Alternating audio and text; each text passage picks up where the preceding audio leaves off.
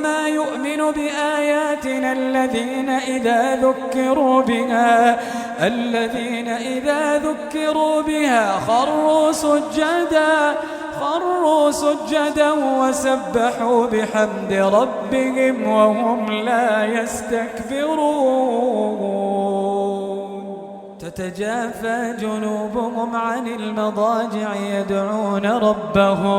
يدعون ربهم خوفا وطمعا ومما رزقناهم ينفقون فلا تعلم نفس ما أخفي لهم من قرة أعين جزاء بما كانوا يعملون.